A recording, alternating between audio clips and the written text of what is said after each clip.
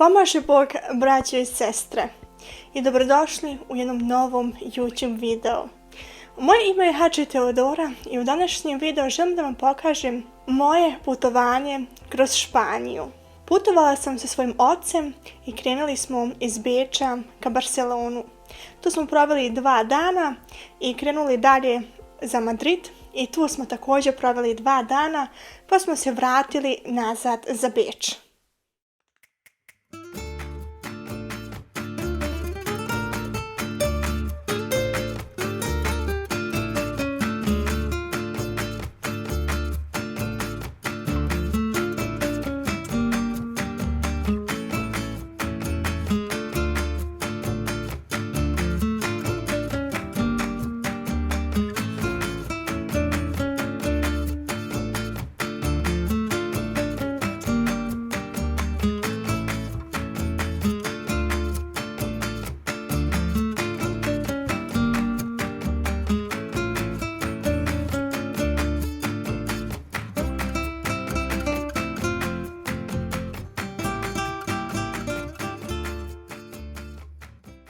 Naša prva posjeta u Barceloni bila je Ruska pravoslavna crkva, koja je posvećena blagovijesti. Pravoslavna zajednica u Barceloni postoji od 2002. godine. Ranije zajednica nije imala svoje prostorije, a službe su se održavale u kapeli katoličke crkve Santa Maria Reina. Prostorije katoličke kapele nisu primili sve, stoga je počela potraga za posebnom zgradom. 2011. godine oronula crkva Svetog Đorđa u blizini parka Güell privukla je pažnju pravoslavne zajednice. Sagradili su ga 1910. godine monasi kamilijanci, ali su službe u hramu bile rijetke, a zatim potpuno prestale. Uputila se molba da se crkva Svetog Đorđa da u zakup pravoslavnoj zajednici. Počeli su radovi na uređenju hrama za pravoslavne službe.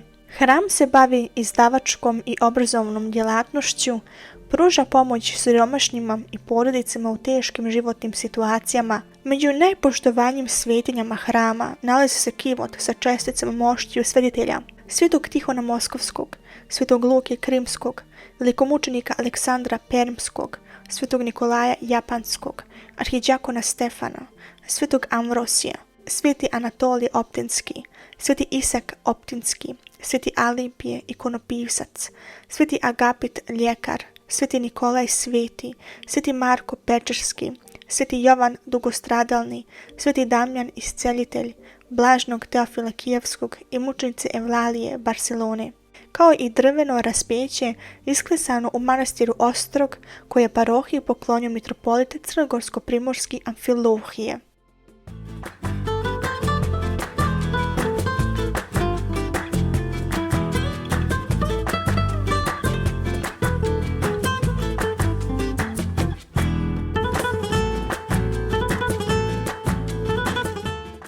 Sada smo pješki išli ka park Güell, onaj najbogatiji park u Barceloni, jer mislili smo ići ovim putem, jer sam vidjela da tu možeš ići besplatno u park. Imaš dio gdje moraš da platiš kartu. I mi sad došli gore i piše mora se platiti karta, i ne samo da se mora platiti karta, nego i rasprodano za današnji dan. I tako da evo taj park danas sigurno nećemo ići i sad se odmaramo da bi se mogli vratiti nazad. Pošto nismo mogli ući u park, uputili smo se do Rumunske pravoslavne crkve koja je posvećena Svetom Georgiju. Taman kad sam snimala crkvu, rekao mi je tata da trenutno sad sveštenik zaključava crkvu i ode. Jer stvarno otišao sveštenik, mi smo otišli još do kapije i tu sam snimila ovu crkvu i onda smo se dalje uputili ka hotelu. Uveče smo se šetali kroz centar grada. Ono što mi se mnogo dopalo jesu te uske uličice.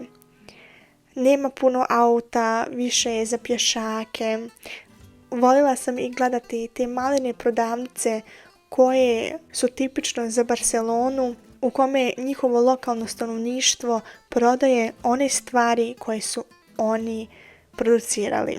Svidjelo mi se da i grad nije bio prepun turista, nego si mogao isto i da vidiš mnogo lokalnog stanovništva. A ono što mi se manje dopalo jeste taj ekstremni smrad grada. Grad veoma smrdi na kanalizaciju. To sam već i primijetila kada smo izašli iz aerodroma. Ali neću previše da pričam, nego jednostavno uživajte u ovim slikama i uz špansku muziku.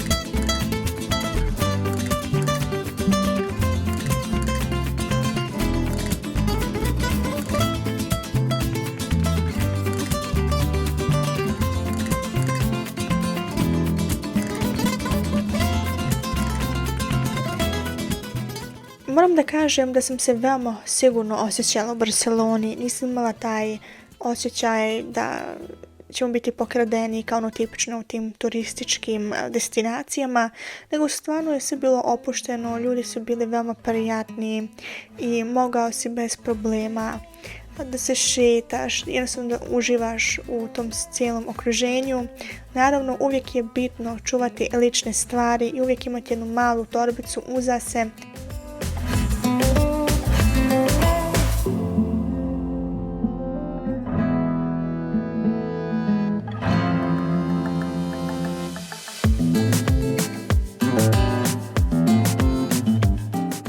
Također moram da navedem da su turističke atrakcije u Barceloni veoma skupe. Ulaznice za razne parkove, za razne muzeje, za žičaru i za druge stvari su veoma skupe. Mi od toga ništa nismo upotrijebili. Barcelonu definitivno možeš i besplatno da upoznaš.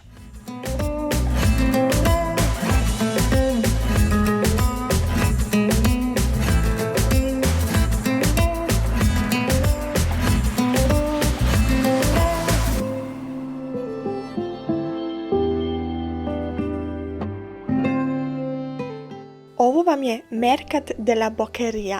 To je jedna pijaca, jedna od najpopularnijih pijaca u Barceloni, može se i reći u cijeloj Španiji. Ovdje možete pronaći svježe voće, ribe, mesa, raznih drugih stvari. Mogu vam preporučiti ako želite da posjetite ovo mjesto, da dođete rano. Pijaca otvara u 8 sati i tad je najbolje otići jer je malo ljudi, vidjet ćete mnogo lokalnog stanovništva jer tada oni ovdje kupuju. Možete vidjeti kako ljudi pripremaju svoje mjesto i izlažu svoje proizvode. Tek kasnije, sat, dva, onda tek dolaze turisti i sve puno, ništa se ne može vidjeti. Jednostavno nije isti feeling.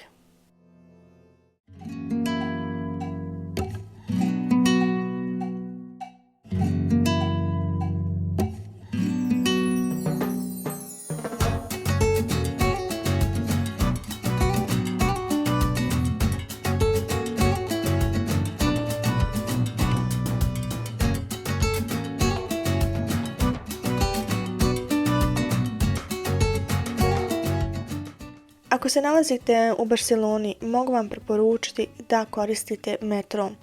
Brzo stignete od A do B i karte su veoma pristupačne. Mi smo kupili kartu koja se može potrebiti 10 puta i platila otprilike oko 11 eura po osobi. Interesantno je u Barceloni njihova arhitektura. Jedan od najpoznatijih arhitekta u Kataloniji je Antoni Gaudi. Tipično za njegovu arhitekturu su maštovite fasade, razigrani krovovi, raznobojni mozaici. Ovdje, na primjer, vidite Casa Milla. Jedan savjet koji mogu da vam dadnem jeste: kada želite da posjetite jednu i drugu zgradu, karte za ulaznice su veoma skupe. Može se reći između 30 do 40 eura. Kada ste kod Casa Milla, ima dolje jedna prodavnica i kada uđete u prodavnicu, idete skroz do kraja, možete da vidite unutrašnjost zgrade i to je za mene sasvim dovoljno upoznati se za njegovom arhitekturom.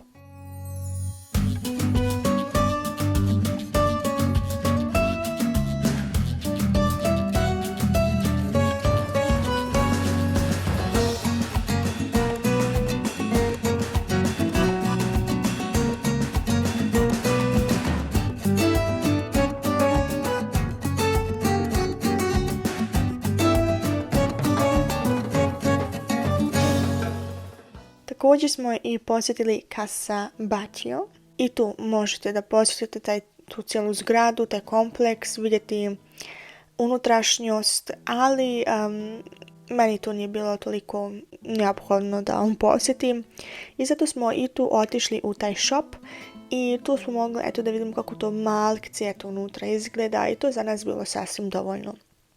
Tako ako želite tu da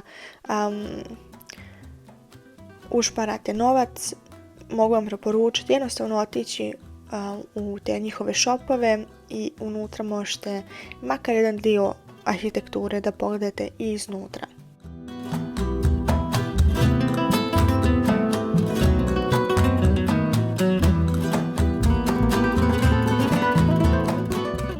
I tako napuštamo Barcelonu. Ovdje možete još da vidite gdje smo noćili.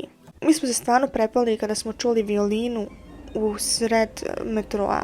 Ali ono što smo primijetili jeste, pogotovo kada smo bili u Madridu, u tog jednog dana dok smo se vozili sa metrom, sigurno 3-4 puta smo nekoga vidjeli u metrou, ili je svirao gitaru, ili je pjevao, ili je plakao i tražio novac. Najbolje je uvijek imati 10 ili 20 centi sa sobom. Jednostavno kada dođete u takvu situaciju, samo mu danete 10 centi i gotova je priča. Kao što vidite, sada se nalazimo u željezničkoj stanici. Moram da kažem da su njihove željezničke stanice toliko moderne i čak i moraš ići kroz kontrole, kao kad ideš na aerodrom. Kompletno ti pregledavaju kofere i tebe samog. Mogu da vam definitivno preporučim kada želite da i posjetite Madrid, da obavezno se vozite sa vozom. Mi smo se vozili sa brzim vozom, ne mogu sad da vam kažem kako se to zove taj voz, stavit ću da vidite, UAGIO, tako nešto. Kada rezervišete karte na vrijeme, možete čak i pronaći cijene za 9 eura. Doći od Barcelone do Madrida za 2,5 sata. Pošto smo mi dan prije rezervisali karte, platili smo 60 eura po osobi, ali to nam je bilo sasvim ok, jer je definitivno jeftinije nego kada putuješ sa vozem u Austriji. Ja nisam mogla da vjerujem da je voz tačno na vrijeme krenuo i tačno na vrijeme stigao u Madrid.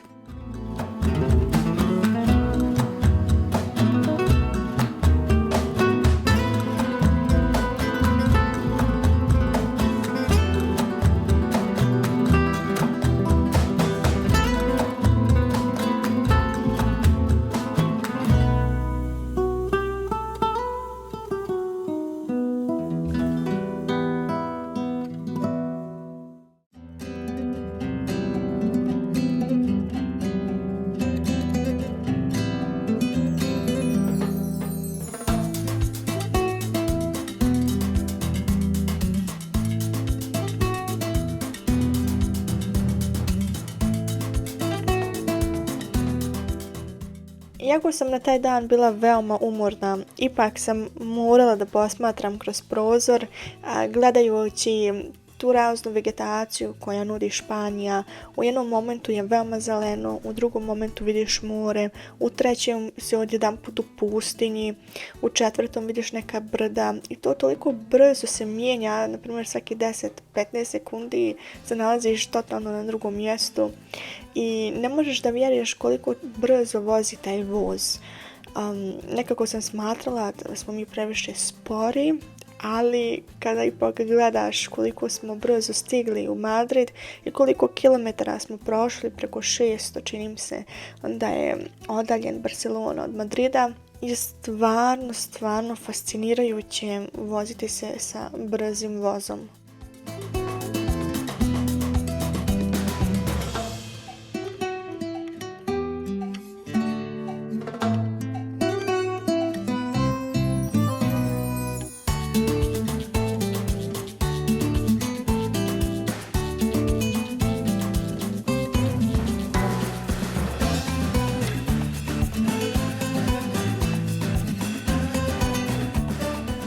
Kada smo konačno stigli u Madrid, smo se morali prvo snalaziti na željezničkoj stanici jer smo morali tražiti metro. Pošto je metro bio zaključan, pitali smo pa s čime sad možemo doći do našeg hotela. I oni su nam nudili ili sa taksijem ili sa vozom. I mi smo naravno uzeli opet voz i krenuli do druge željezničke stanice i odatle otprilike 200 metara bio naš hotel. Karte za voz, njihov gradski, je za mene buzašta. Mi smo platili 4 eura, ja mislim zajedno ili pojedinačno, sad se ne mogu dobro sjetiti. Ali sve u svemu stvarno veoma pristupačne cijene i brzo smo stigli do naše stanice.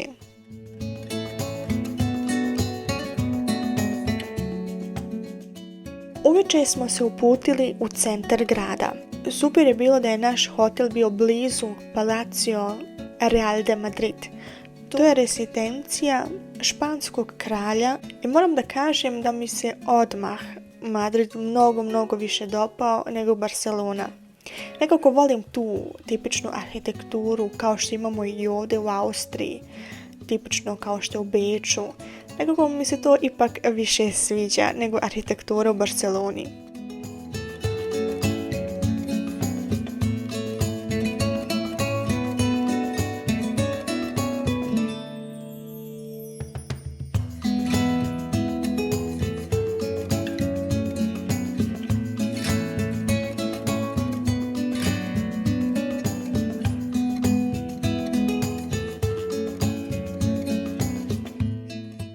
Palacio Real je zvanična kraljevska rezidencija, ali ni jedan španski kralj nije živio u ovoj veličanstvenoj zgradi od 1967. godine. Kralj živi zapadno od Madrida u mnogo skromnoj Palacio de la Zarzuela. Danas se u Palacio Real održavaju samo državne ceremonije. Da li ste znali da ova kraljevska palata je najveća u Europi, u kojoj se nalaze ne manje od 3418 soba, ukupne površine više od 135.000 kvadratnih metara? Mogu da kažem da je ovo vrijeme bilo optimalno za posjetiti Madrid. Bez obzira, iako je bilo 40 stepeni na polju, grad je bio prazan.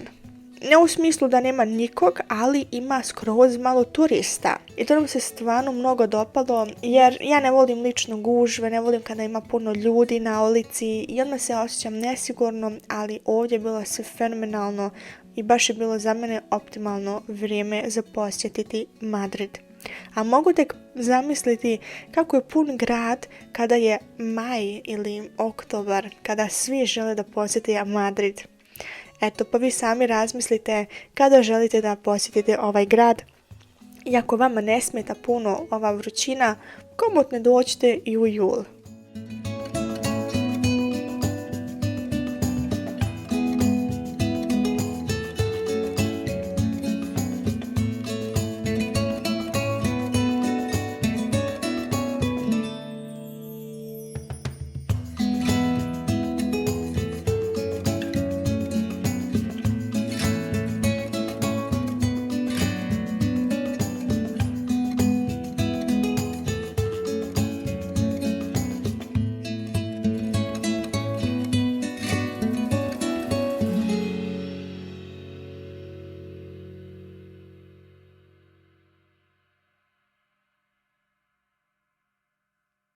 Također moram da navedem da morate u Madridu mnogo da pazite na vaše lične stvari. Mi smo skoro došli u jednu situaciju kada je jedna žena nama prišla i kao htjela da priča s nama, dok je iza bio neki čovjek i htio da nas pokrade. Pazite tu na vaše stvari, držite lične dokumente uvijek uz vas.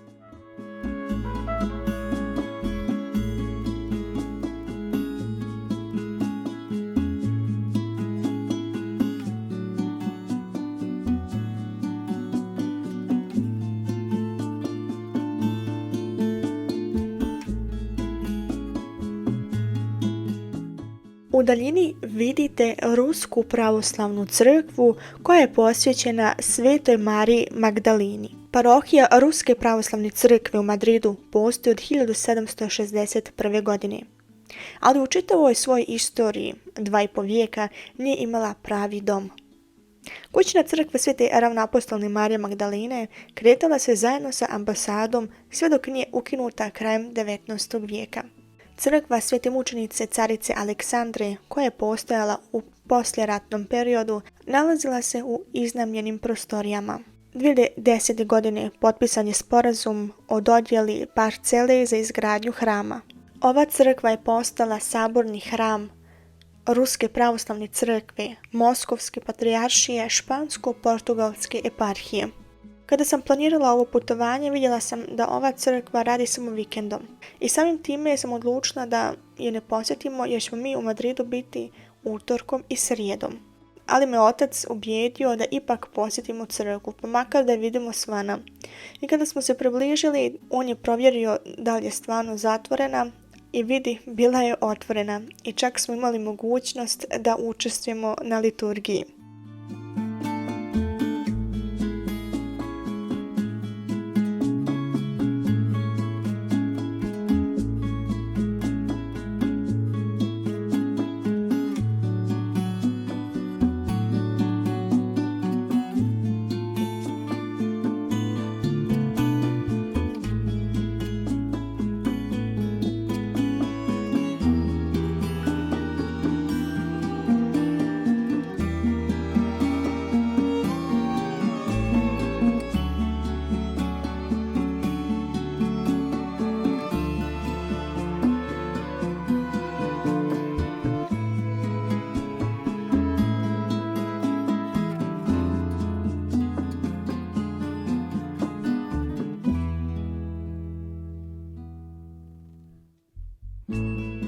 I tako se vraćamo nazad do metroa, vozeći se do našeg sljedećeg cilja.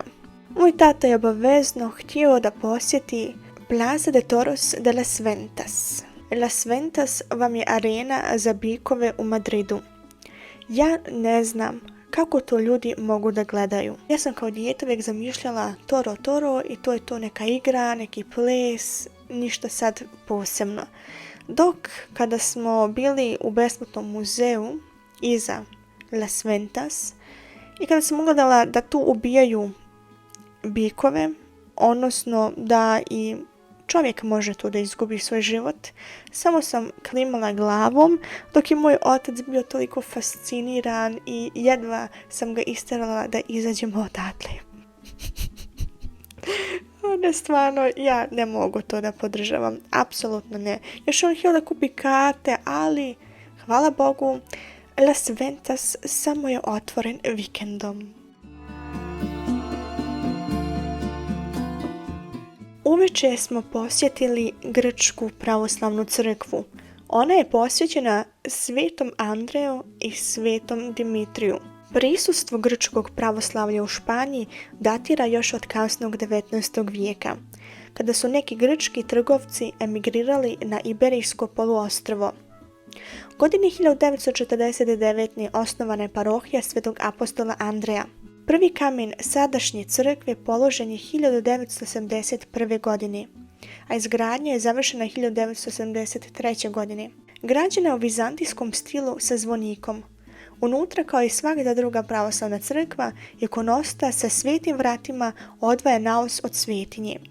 Unutrašnji zidovi su u potpunosti prekrivenim živopisnim freskama i složenim dekorativnim motivima grčkih umjetnika. Znala sam da se večernja služi u 18 časova. Mi smo gledali da smo makar pola sata ranije tu i već smo bili u 5:30 ispred crkve. Ali kapija bila zaključana. Tako da smo odlučili da nedaleko sjednemo na klupu, čekajući tačno 18 sati i opet pokušavajući da li će tad crkva biti otvorena. I ako ne, Bože moj, vratit ćemo se nazad. I kada stvarno tačno u 6 sati bila je kapija otvoreno i čuje se glas sveštenički iz crkve. Večernja je već bila počela. Kada smo unutra ušli, bila sam šokirana jer je bio sveštenik sam. Nigdje nikog nije bilo. Očekivala sam makar 2-3 ljudi, ali apsolutno niko nije bio tu. Večernja se brzo završila i imali smo prilike upoznati se sa sveštenikom, kratko smo pričali sa njim. Kada sam tražila informacije vezano za ovu crkvu, saznala sam da je upravo taj sveštenik bio mitropolit grčke mitropolije u Španiji. I eto, to je bilo moje putovanje u Španiji. Letjeli smo za Beč sa Ryanair, odnosno Laudamotion. Pošto sam sjedila do hodnika, nisam imala prilike da vam snimim pogled iz aviona, tako da ću sa ovim da savršim ovaj video. Nadam se da vam se ovo putovanje dopalo, da ste uživali dok ste gledali ovaj kao takozvani vlog i mi se vidimo uskoro u sljedećem putovanju. Zbogom, amin.